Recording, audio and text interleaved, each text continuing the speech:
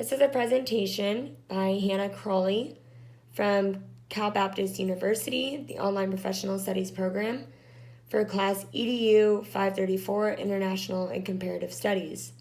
For this critical assignment, I'll be discussing America's education and how it is destroying the youth's creativity. America's decline. America's current state of education has devalued creativity for students. With the lack of creativity being implemented into the system, young adults are starting to lack creative skills, problem-solving skills, and innovative capacity. These skills are being noticed by companies and people who are trying to get into entrepreneurships. Because of this decline, a gap in our education is being formed and becoming more prominent. Opportunities for students who intend on entering the workforce or take the vocational path need to be more available at a younger age, preferably in their young teens, middle school, or early high school years. Vocational training education for young adults could also improve the economy. Creativity is a necessity. Ken Robinson, a speaker through TED Talk 2006, stated, "Picasso once said this. He said that all children were born to be an artist. The problem is to remain an artist as we grow up." An issue that American education system has come across has always been relevant, yet it is overlooked in the recent years because of things such as standardized testing. Curriculums are focusing on critical thinking and standardized tests and are not allowing room for students to explore their interest and to think more innovatively. Ken Robinson discussed in his TED Talk that there is a general hierarchy with the mathematics and literacy being at the top, followed by the humanities, and then the arts. With education systems not valuing the arts and creativity, our children in the United States are then leading towards a higher rate of unemployment.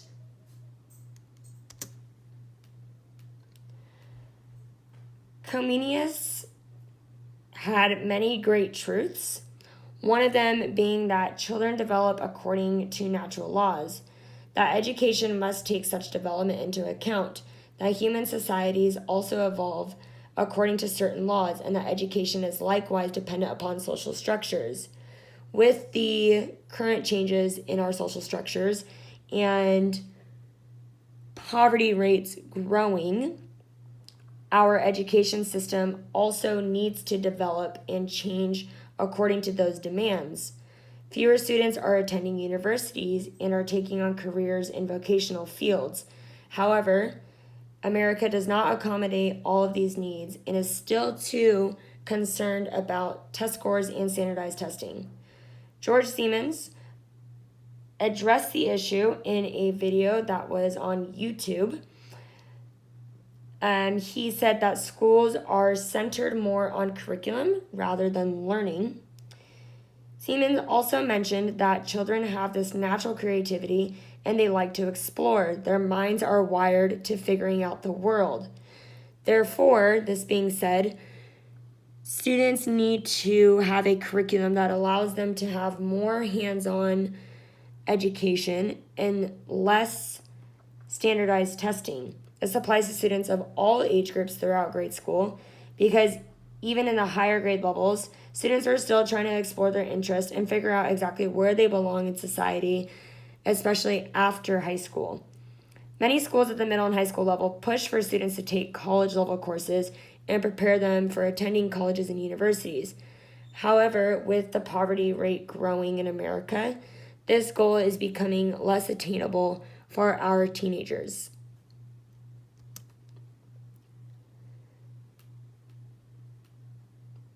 TIMSS shows decline in upper grades. When looking at TIMSS mathematics framework, it focuses on 3 cognitive dimensions: knowing, applying, and reasoning.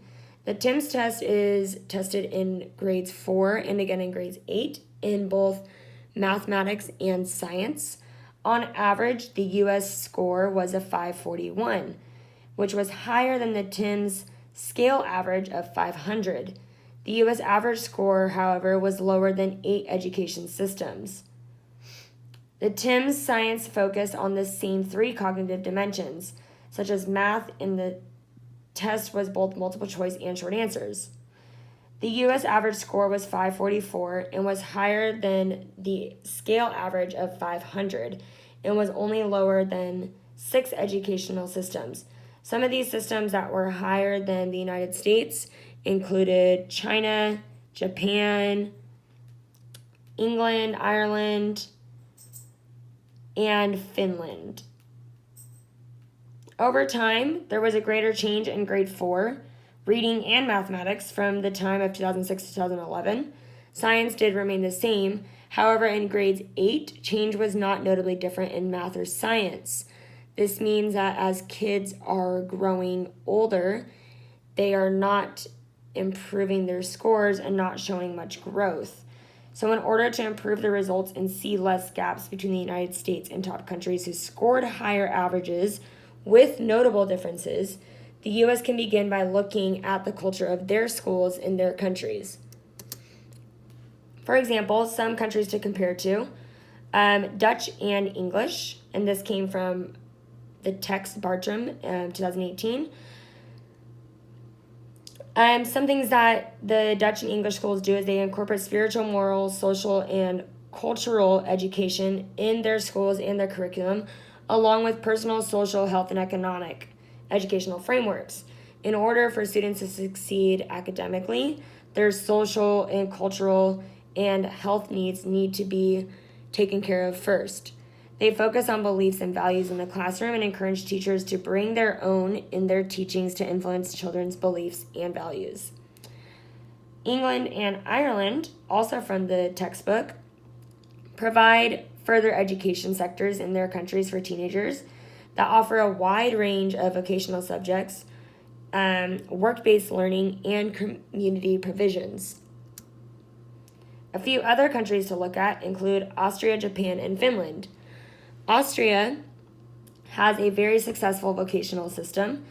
Their students are provided with apprenticeships that include training in technical skills needed for specific trades.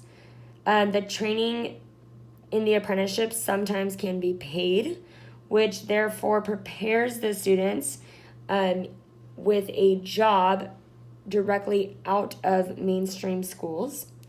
Japan focuses on thinking and innovation, and America focuses on procedure and practices. And this is important to note because Japan tops the charts and scores higher than America on both their math and science TIMSS in both 4th and 8th grade. Lastly, Finland. Many countries have looked at Finland and their structures that they have in place. Some include no standardized testing, more free play for children, and they value the arts and the humanities. In conclusion, with the lack of creativity that we see in America's education system, it is leading to less creative and innovative thinking for our youth. Additionally, it has caused an increase in the achievement gap and more young adults coming across unemployment. Some possible solutions to this include vocational education and mainstream schooling, structured alternative education settings, apprenticeship opportunities at a younger age, less standardized testing, and including more arts and humanity classes in the school-wide curriculums. Thank you. This is my presentation, and that concludes it.